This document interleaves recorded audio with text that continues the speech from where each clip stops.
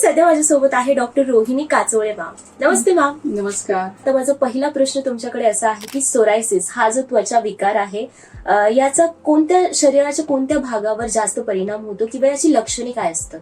ह्या सोरायसिस हा जो भाग शरीराच्या कोणत्याही भागावर होऊ शकतो. लहान मुलांपासून अगदी 5-6 वर्षाची मुलं सुद्धा बघितले त्या वयापासून ते मग नंतर 70-80 पर्यंत हे चालूच असतं. ओके. आणि याचे सिम्पटम्स काय असतात मग? सिम्पटम्स मध्ये हा प्रकारावर डिपेंड असतो. सो मॅम मला याच्यासोबत हे पण जाणून घ्यायचे की मुख्यतः किती प्रकार असतात सोरायसिसचे? स्काल्प सोरायसिस जर आपण बघितला तर स्काल्पमध्ये कोंडा सदृश्य म्हणजे डॅन्ड्रफच्या प्रकारामध्ये आपल्याला तो झालेला दिसतो. काही सोरायसिस मध्ये त्याच्यामध्ये खपल्या निघायला लागतात.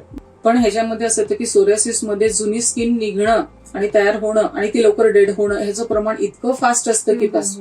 तिसरा एक प्रकार त्याच्यामध्ये असा असतो की तो एक साधारणपणे छोटे छोटे फोड टाईप मध्ये समजा इरप्शन असते छोट्याशा डाळीचं, हरभऱ्याच्या डाळीचं कसं उंचवट असतो तशा पद्धतीची छोटे छोटे छोटे फोड येतात पण त्याला खपल्या फार नसतात. मुरुम सारखा प्रकार असतो पण ते रफ असतात, डेड असतात ते. पण असे छोटे छोटे छोटे संपूर्ण अंगावर असं कम्प्लीट भरलेलं असेल आणि पूर्ण इरप्ट असतो म्हणजे जाडी वाढलेली असते त्याची. नखांना पण होतो सोरायसिस. नखांची पूर्ण वाढ बंद होती, नखाच्या मुळावर त्याने अटॅक केलेला असतो त्यामुळे त्याची ग्रोथ बंद, त्याचं टेक्स्चर बंद. पण ह्याची कॉमन प्लेस ज्या आहेत त्या साधारण दोन्ही हाताची कोपरे, त्याच्यानंतर गुडघे. मोस्टली एक साधारणपणे हे 4-5 प्रकार आपल्याला जास्त दिसतात.